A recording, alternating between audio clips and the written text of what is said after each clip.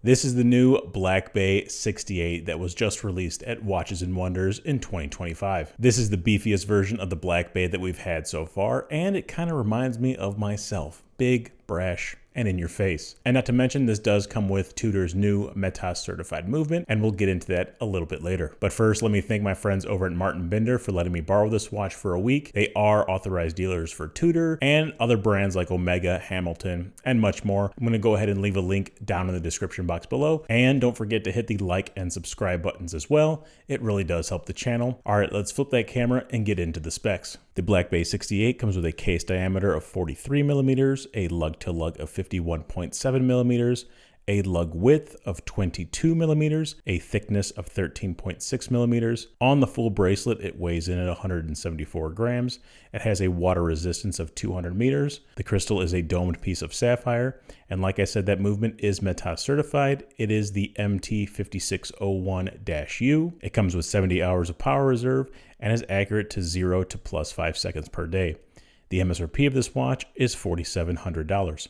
So yeah, this is the largest Black Bay in the current Tudor lineup, and it does have some resemblance to the Rolex Sea Dweller if you couldn't tell by that blue dial and aluminum black bezel. So with that said, let's dive deeper and get a closer look. If you've seen a Black Bay before, you're not going to be surprised here. We have a triangular indice at the top, batons at the 3, 6, and 9, and circular indices everywhere else. The snowflake handset is present here with a lollipop seconds hand. Above the handstack is the Tudor shield, Tudor, and Geneve, and printed under the handstack we have 200 meters and master chronometer. The dome sapphire crystal gives it a vintage look, as well as that aluminum bezel insert that comes in a black color. The unidirectional bezel itself is made out of stainless steel. It has a pip at the 60-minute mark and is also 60 click. I really like the vintage styling of the Black Bay with the lack of crown guards, the big crown at the 3 o'clock. I did just review the Black Bay Pro, so if you haven't seen that, I'm gonna go ahead and leave a card right there.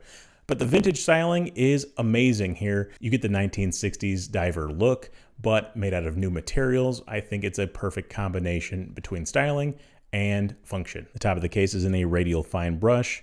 We have a polished beveled edge and polished slab sides here. Moving down to the oyster style bracelet, we have fine vertical brushing on the face of the links, high polish on the sides, and as you can see, there are no faux rivets on the ends of the links. So if you didn't like the faux rivets on the standard Black Bay, they are gone here, so there you go. The bracelet does taper from 22 millimeters down to 16 millimeters at the clasp, which does offer the T-fit adjustment system. It's a very drastic but elegant taper, and it does eliminate some weight there, so it makes the watch feel a little bit lighter, even though it is at 43 millimeters. So now that we took a closer look, let's get into the pros and cons of this watch before I give you guys my final thoughts.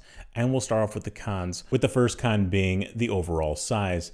Now, most people love the Black Bay 58. That is the watch that caught fire and got a lot of people interested in Tudor. No one really talks about the Black Bay in 41 millimeters, and now we have an upgraded size here to 43 millimeters.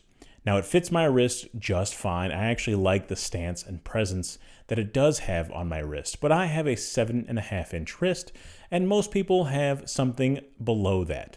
It does take up a majority of my wrist, and while the lugs aren't overhanging my wrist, I prefer the 41 millimeters, especially since it's a very basic case design. If you do have a 7.25-inch wrist or above, I think this is going to fit fine on your wrist. And the only other negative I have here is the lack of a date window. I know traditionally Black Bays don't come with date windows. I think a date window would have helped separate this watch from the other Black Bays, either the Black Bay itself or the Black Bay 58. If you wanted a symmetrical dial, stick with the standard Black Bay.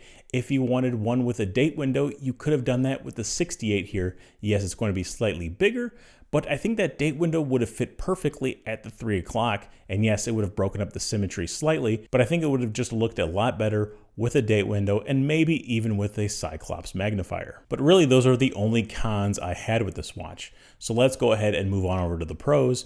And the first pro is going to be that color scheme. Like I said, it looks a lot like the Rolex Sea Dweller, and that color scheme is something that you don't see all that often. I think they executed it very well with that deep blue dial, sometimes almost looking black in certain lights.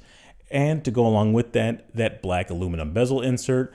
I think that color combo really works here. My next pro is going to be the Metas certified movement on the inside. And yes, while I don't think Omega and Tudor are direct competitors, this actually brings the fight a little bit closer, and it's kind of hard to argue that they aren't direct competitors. Especially at that price point, they're only about $1,000 apart between this watch and the Seamaster Professional. So it is really closing the gap here now that they included the Metas certified movement.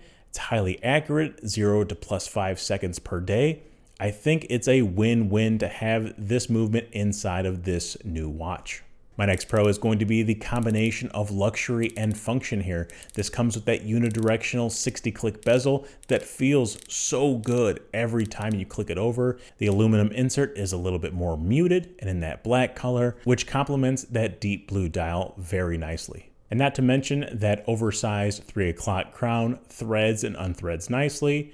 You can set the time easily and it operates just as you would expect. My next pro is going to be the lume on this watch, and while the numbers on the bezel insert are not lumed, it does have that pip at the 60-minute mark, and the hands and indices shine bright, and they will shine all night long. It's a great application of the Super Luminova. My next pro is going to be the bracelet and just how elegant it is. It tapers heavily from 22 down to 16 at the clasp. It has that very fine brushing on the face of the links, that polishing on the sides. It gets rid of those faux rivets on the side as well, so it's a very clean look. And then it goes down to that clasp, and I'm starting to fall in love with these Tudor/Rolex clasps. I think they operate very nicely, especially with the T-fit adjustment here. It's a very sleek design, a very slim design, and overall, like I said, it just operates like it should. It's a very good design here out of Tudor. And my last pro is the vintage styling of this piece. And I've said it before, I'll say it again. Having a vintage style with modern day materials in a new watch just is a winning combination. It really is. You have that classic design, but it's going to come with your modern day sapphire glass, your 316L stainless steel, very high quality bezels and crowns and everything like that. Not to mention the movement is top tier. Tudor really has that formula locked in for the vintage style modern diver. So there it is, the Tudor Black Bay 68. Unsized on my wrist. It just really is the perfect combination if you're looking for a vintage style diver. From the simple yet elegant case design to the aluminum bezel insert to the snowflake handset, and then tapering down from the bracelet to the T-fit clasp. Overall, this watch just functions as a diver, and if you wanted that oversized vintage diver, this is probably the watch for you. For me, it still doesn't match the Omega Seamaster Professional here, especially now that this watch costs $4,700. The Seamaster is around that $5,800, $5,900 mark. This is much more of a tool watch, whereas the Seamaster is, a little bit more luxurious. I think that's a key distinction here. If you're looking for a more tool-focused luxury watch, I would say go with the 68. If you're looking for something a little bit more elegant, I would still lean Seamaster. But, it's apples and oranges here. One is more of a vintage-inspired diver. One is more of a modern-day diver. So if you're looking for a vintage diver, this could be the one for you. And it is a little bit bigger. I think it fits great on my wrist. But if you have a slightly smaller wrist, you may want to stick with the standard Black Bay or even the Black Bay 58. I know those don't really come with the Metas certified movements. So if you wanted to give that movement a shot, hey, go ahead and get the 68 here. I think it looks great. I like the color scheme. I like the layout of everything. I like how it fits, how it operates, how it functions. So you really can't go wrong with whatever Black Bay you wanted to go with, especially if you like that style of watch. And here's where I want to hear from you guys. Have you tried on the Black Bay 68? Is it too large or does it fit just right? Do you prefer it with a date window or dateless as it comes right now?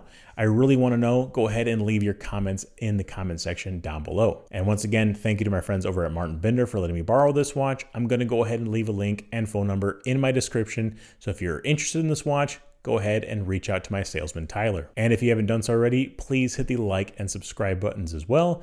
It really does help the channel. And if you're still here, I don't know, go ahead and check out my Black Bay Pro video right here. It's the one with the opaline dial. It's very nice. I like that opaline dial a lot. So go ahead and click right there and you'll see it. It's great. Right there. Click it. Click it now. Go. Now. Go down.